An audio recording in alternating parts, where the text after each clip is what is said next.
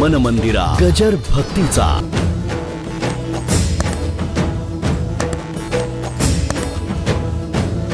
हंड्याला जरा टचका पडला. माहेरचा आलेला हंडा नाही, घातलं तिच्या डोक्याला एक टेंगुळ आला. आणखी माणसांचा दिसायचा चेहरा निराळा असतो, पण हसायचा निराळा असतो. आताही सासू सासरे अशी काही कमी आहेत असं समजू नका, आणि छळणारा शिवणा कमी आहेत असंही समजू नका. भरपूर आहेत, काही तोटा नाही. अवघड आहे. म्हणून पूर्वी जाच होता तो, एवढ्या उतरंडी घेऊन अशीच चालायची. मग ती म्हणली तुझा हंडा कधी पडला नाही, कसं पडेल. लक्ष त्या हंड्यावर आहे, लक्ष उतरंडीवर आहे. लक्षात ठेवा, संसारामध्ये जीव जरी रममाण झाला तरी ध्यान कृष्णाजवळ असावं. आणि ज्याचं ध्यान विषयात आहे तो जीव, आणि ज्याचं ध्यान कृष्णाकडे आहे त्याला म्हणावं गोपी. गोपी कोण? गो इंद्रियातून प्रभू प्रेमाचा रस पिते ती गोपी.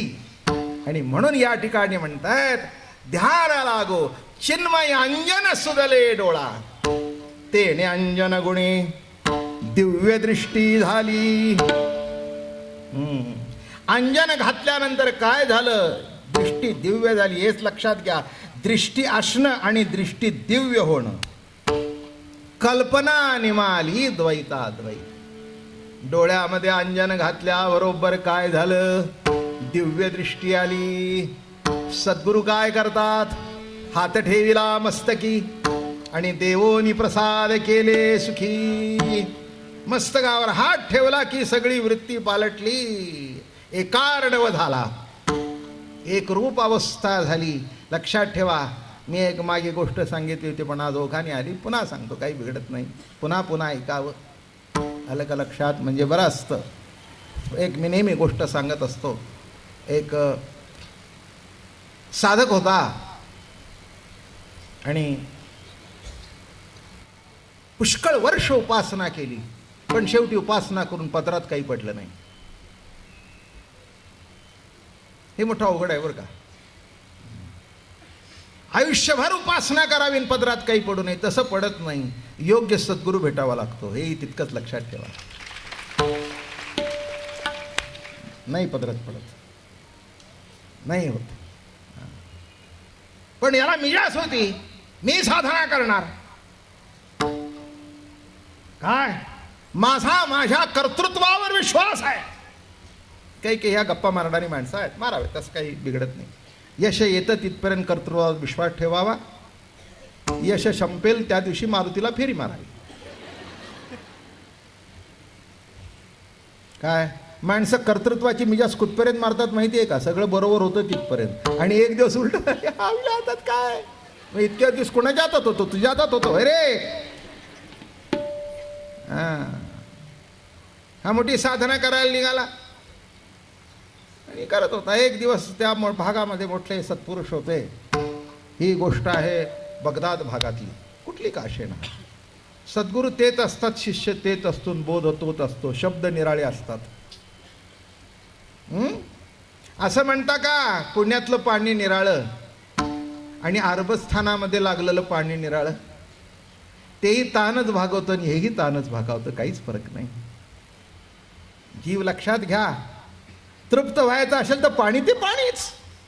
लंडनमध्ये गेलं तरी ते म्हणाले इकडचे लोक पाणीच पितात.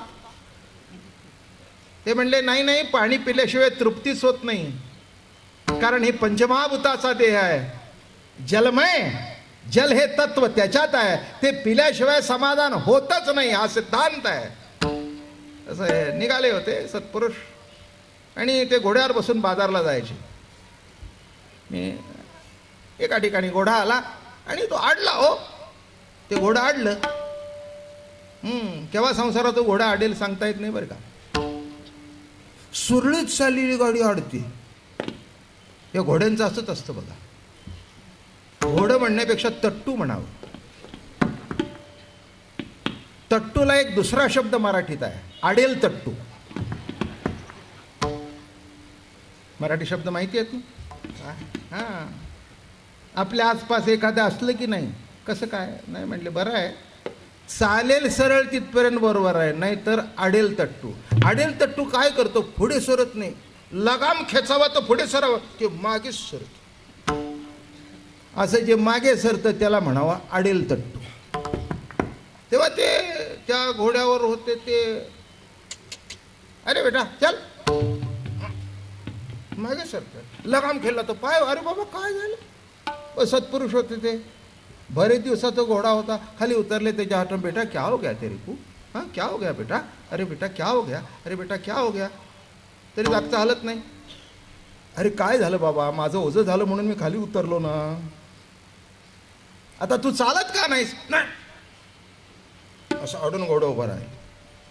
मग चल बाबा. थोडं पुढे गेल्यानंतर मग त्याला भीर दिसली. हाँ अरे बेटा बेटा, अरे तू तो जलपान किया था, क्या हो गया? अच्छा चलो चलो चलो. मग ते विहिरीपर्यंत चालत चालत चालत गेलं. मग विहिरीतून पाणी काढलं, बादली भरून ठेवली, कोण घातलं त्याच्यात, पी ना. अरे म्हणे, अरे तुला काय पाहिजे? तू चालत नाहीस, मला बसून देत नाहीस, बाजारची वेळ संपायला निघाली. अरे काय झालं काय तुला बेटा? अरे क्या हो गया तेरे को?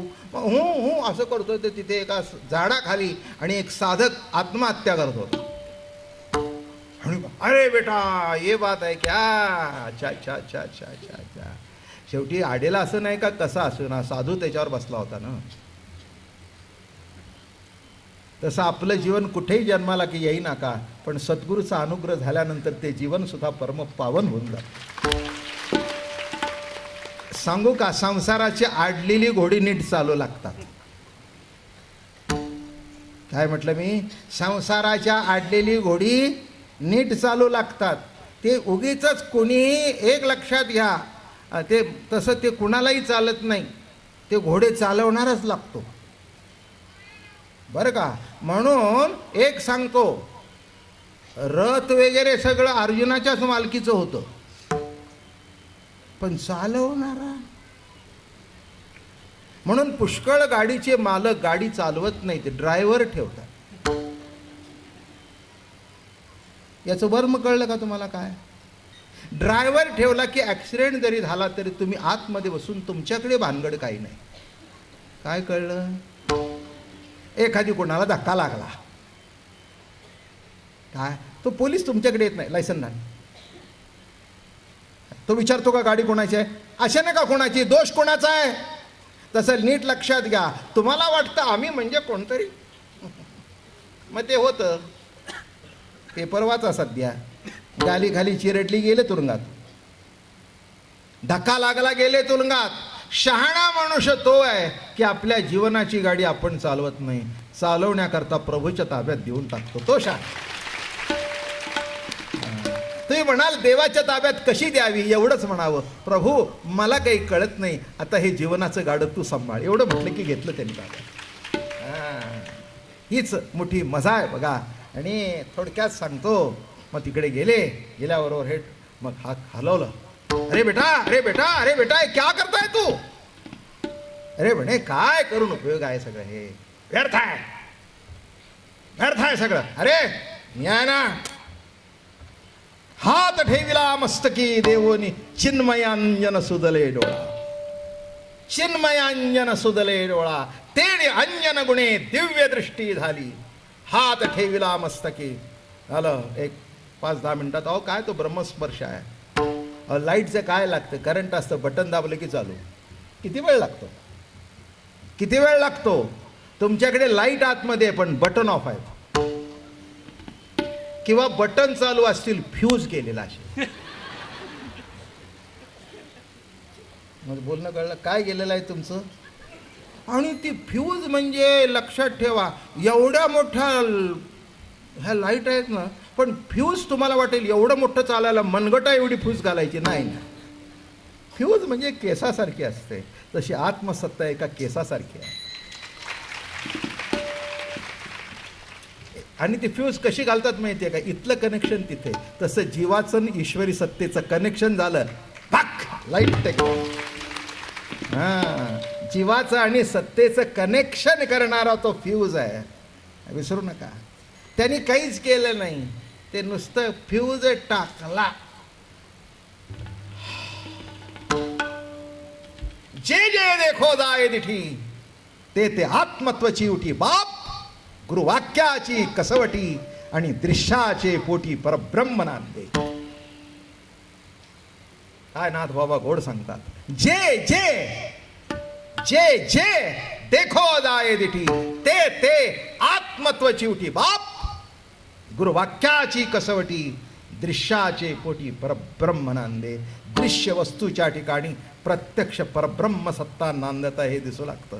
हात ठेवल्याबरोबर चकित झाला. आस असा एकदम तेजपुंज दिसू लागला. पाठीवर हात ठेवले.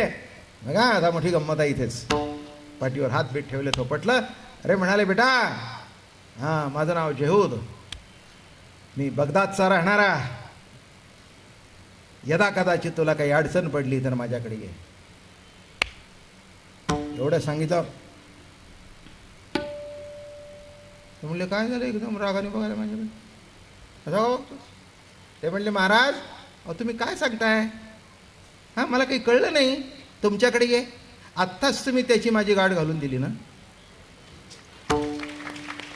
आत्ताच तुम्ही त्याची माझी गाठ घालून दिली ना. मग इतका जवळ असताना एवढ्या लांब हाक मारायला कशाला येऊ. खलास अलिंगणे संतांची आ दिव्य झाली माझी काया. मस्तक हे पायावरी त्यांच्या ठेवी. अलिंगण दिलं. जा जा जा जा म्हणाले. बस झालं काम. ही तुझी शेवटचा पेपर होता. काय मी बघितलं. तुला कळलं का नाही. खरंच आहे.